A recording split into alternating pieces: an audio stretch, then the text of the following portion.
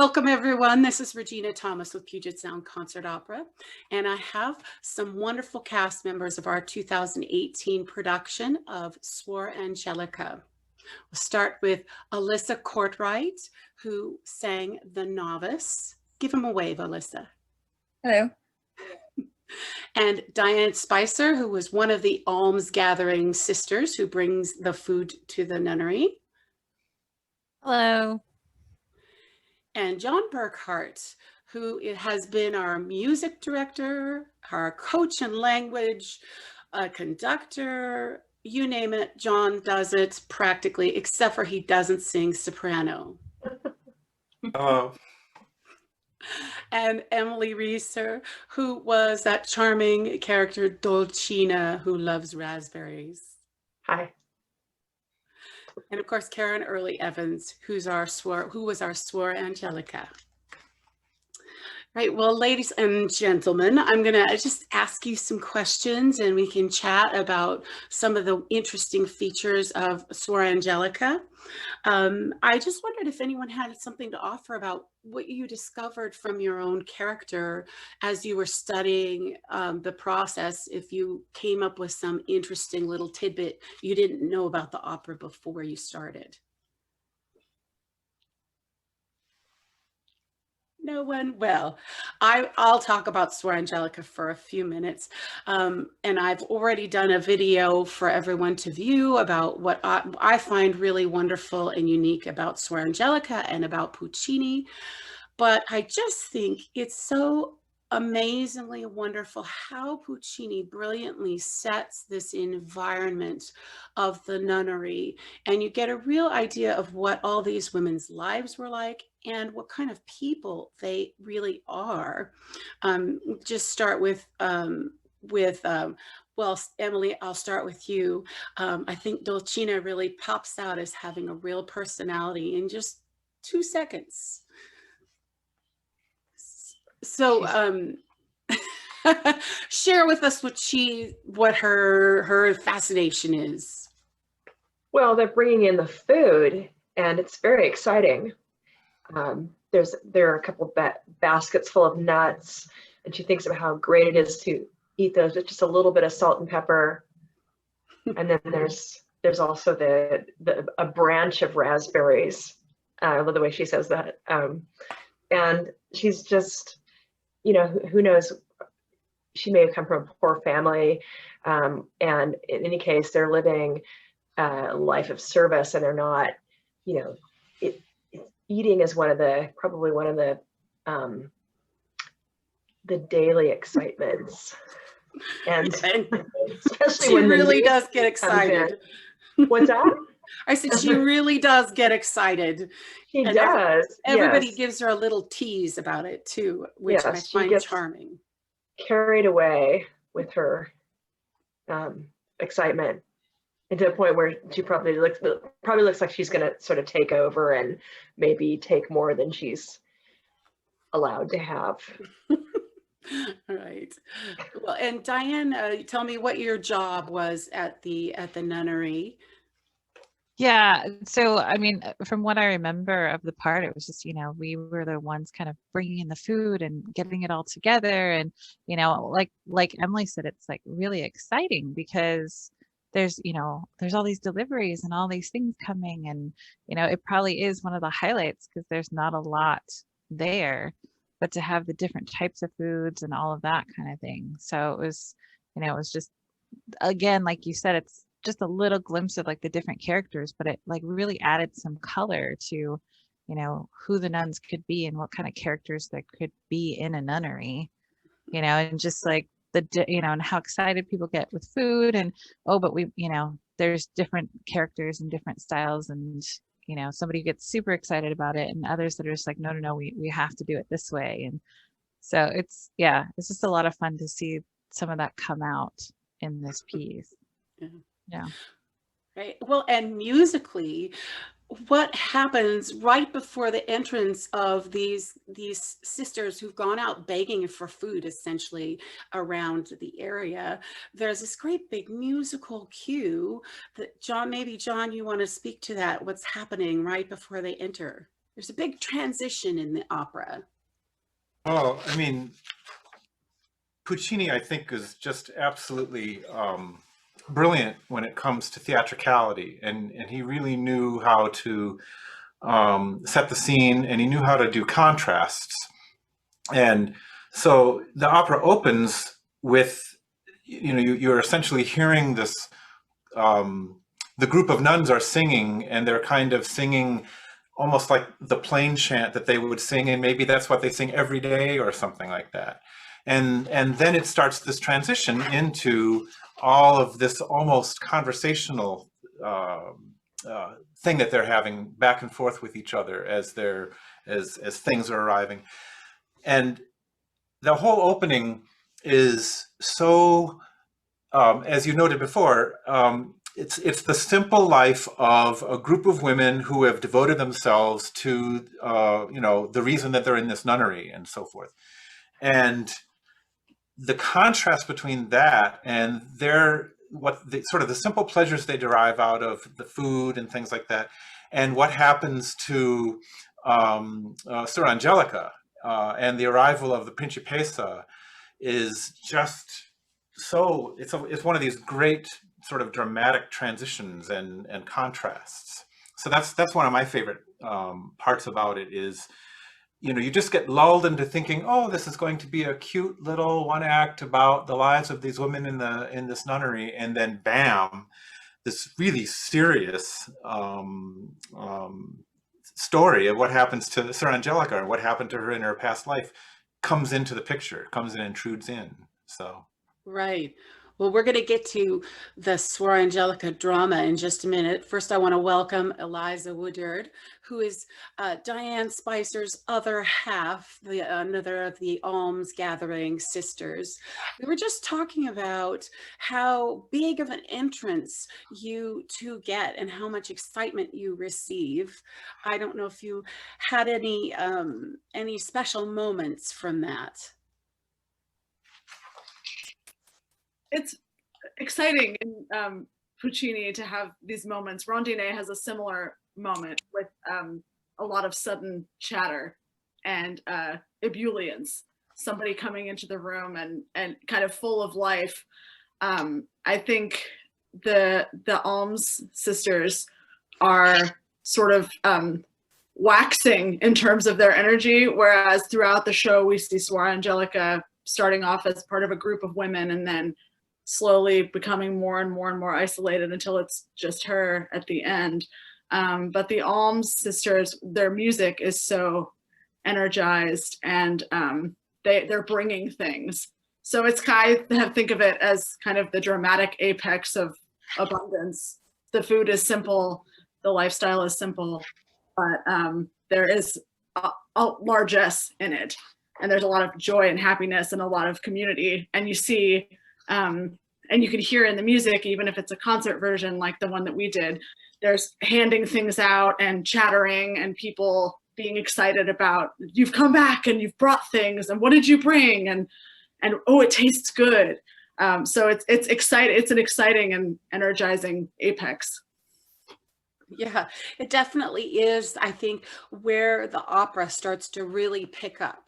You're kind of like the signal that things are happening outside of the world that they live in, and you are bringing it in. I mean, and then you do later announce the arrival of some stranger.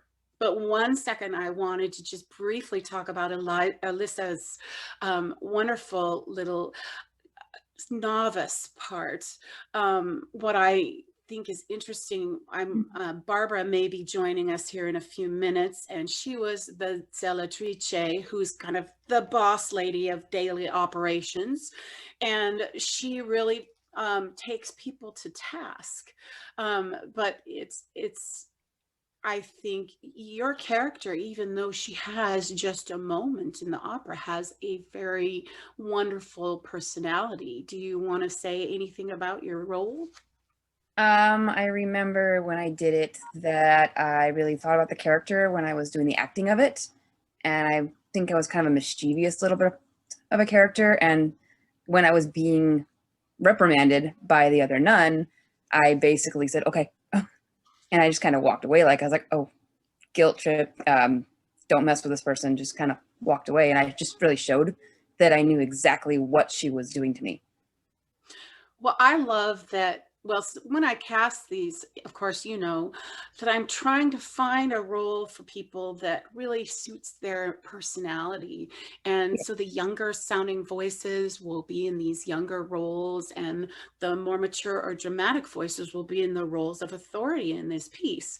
I mean, how many different kinds of sopranos are there? It's limitless. And then there's the mezzo sopranos. So I think Puccini did a wonderful job of really delineating characters throughout the piece, and every voice has a different flavor to it. And so and that's why I feel like you had this nice youthful exuberance. And even then when you were being instructed and you felt chastened, you still had this, joy and new faith and excitement in the world. So it was really lovely. And it makes an impact. Dolcina's moment makes an impact because she's so excited about food, and the Cercatrice, as I mentioned, makes such an impact because they're the ones that bring that outside world into the nunnery.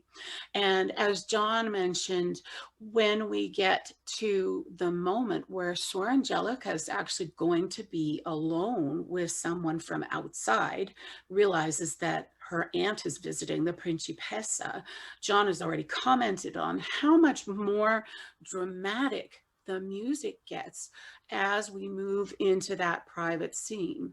And the nunnery world kind of falls away while she's in this room with the Principessa. And I just wanted to take a moment, Karen, to have you talk about your character. When we look at this, it's been 7 years that she's been in the nunnery before this day. And I got the impression that every day she waits to hope and hopes that someone will visit her from her past life. But she manages to keep this serenity, even though everyone knows she's waiting, and she's waiting and hopeful that someone will visit. I just wondered if you want to speak to how you think that she's able to be this serene person, even though her leaving the world was not her choice, and her family forced her into the nunnery. Yeah, I thought about this a little bit today. It's funny, I never actually really thought about her anticipating someone to visit. I guess I think the one thing that bring, in my viewpoint, that brings her serenity is knowing that her son, her child, is out there, hopefully being loved and cared for. That gives her some hope and some joy to think about that child that she had to give up. I'm not, I don't think that her aunt, the Principessa, is necessarily someone she's excited or joyful to see, but I guess there's that anticipation of maybe getting to learn something about that child. And I think that's the one thing that she really holds on to that kind of keeps her at least stable. Well, and she makes quite a contribution, in the nurse's scene. The nurse refers to the fact that you always have some sort of herbal remedy for whatever ails people, and people are wondering about you. Throughout the early section, they're like, you said you don't want anything, and everybody says, oh, you told a bugia, a lie. And because they know there's something in your background, but they don't really know the details. So it's like the little nun gossip is. And I think, the herbs, I thought about that too, is sort of a replacement. It's something to care for. It's something to nurture, something that she gets to take care of. And it's kind of a little bit of a replacement maybe for that longing and loss of trying to be able to be a parent to that child that she lost. Oh, of course, that's really good, Karen. I didn't even really get that. All I knew is that in the end, she turns to the herbs, that's her focus, and that's what she does. at the nunnery, and they end up being her friends, as she says at the end, that are repaying all the care that she's given to them. So the Principessa comes and she starts to tell you about why she's there, and reveals that she just wants you to sign over for good, for once and all for all of your right to inheritance. Right. Yeah. Do you remember why it is that she wants you to do it in that moment? Putting me on the spot. It has to do it's with her sister, right? Right. Her sister? Yeah. Yeah.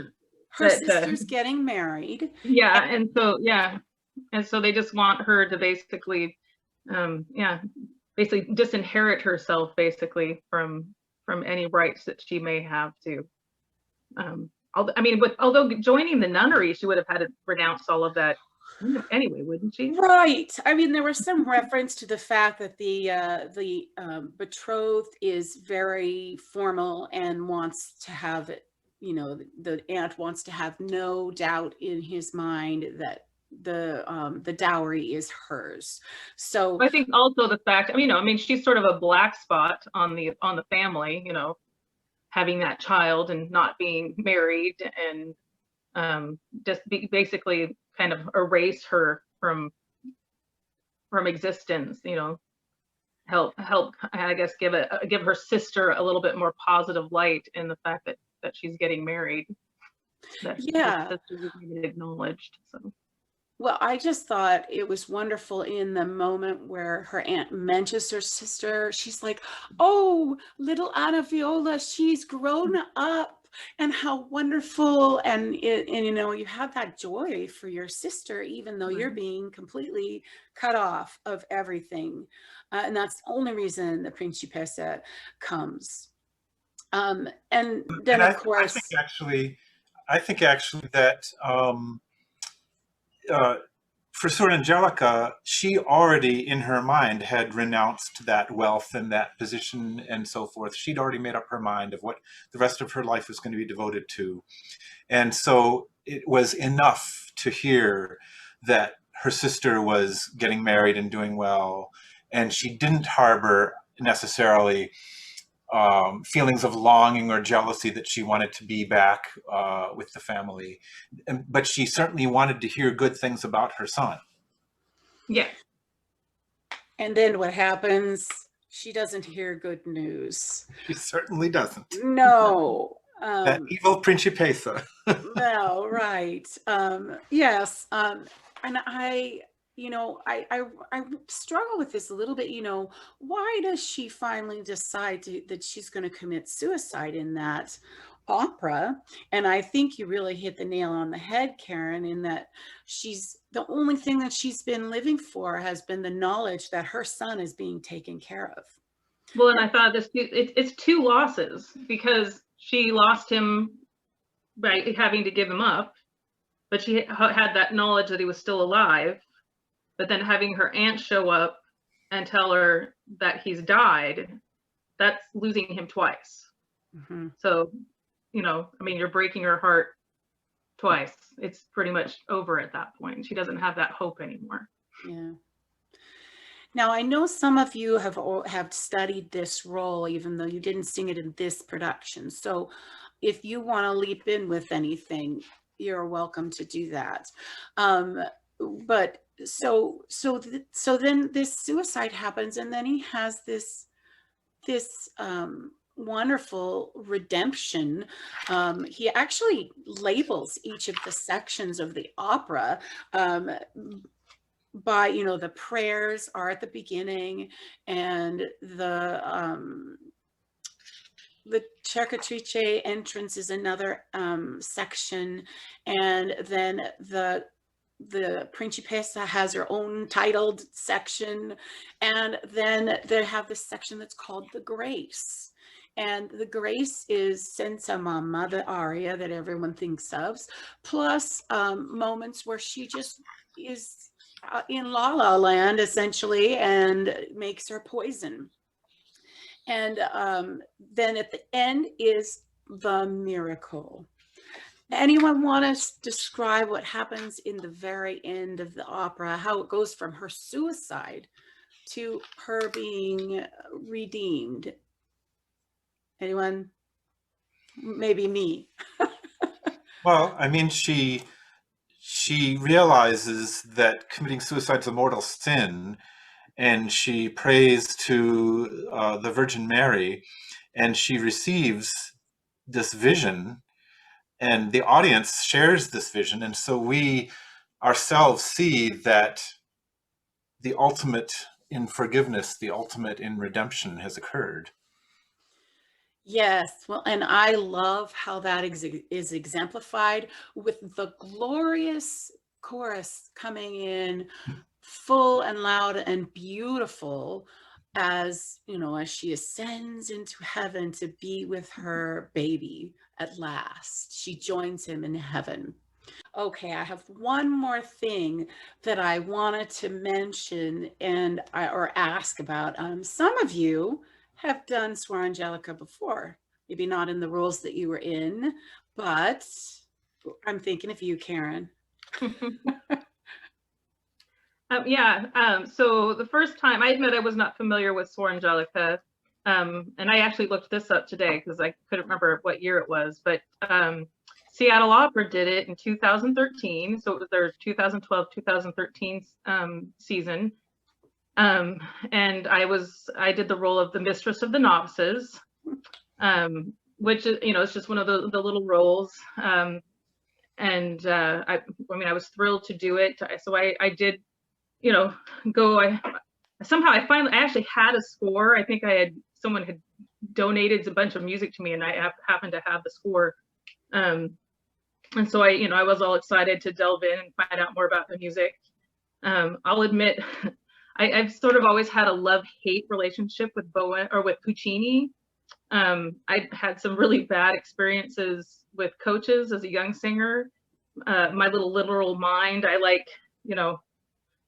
things to make sense and do what's on the page, at least especially just when initially learning, and people always sort of had their own ideas about how Puccini should be done. But I admit this was kind of the first Puccini that all of a sudden made sense to me. I had the chance to learn the aria for I think it was like a end of the year board thing for Seattle Opera, and so I learned the aria for that, and it was like this light bulb went off. So I did really kind of fall in love with the music of Suor Angelica. There's a lot going on in that opera, even for just a short little opera, that I think if people go in just with this idea that it's just a story about nuns, are sort of missing they're missing just the music, if nothing else. You know, forget the story, just listen to the music, and it's really quite inspiring. So, well, and it's really interesting that Puccini composed it with two other one acts, and they're, I think maybe not as often today all performed together, but traditionally they were, and that was Suor Angelica and Il Tabarro and Gianni Schicchi. And talk about, I mean, they are each very different from one another. And, Gianni Schicchi is very different from Suor Angelica. So you really do get this broad sweep of Puccini and his sort of theatrical talents and musical talents in that, the Il Trittico, as they call it. Yeah. I'm sorry, I'm not probably going to produce all three at once. I thought about it, but we just don't have that many bodies to, well, actually, I probably could pull someone off the street to do some of those small roles, but I don't want to. I want you guys, I want the good people that we love to work with to do every show with us. Well, I think that's about enough. We're about out of time. That's what I meant to say.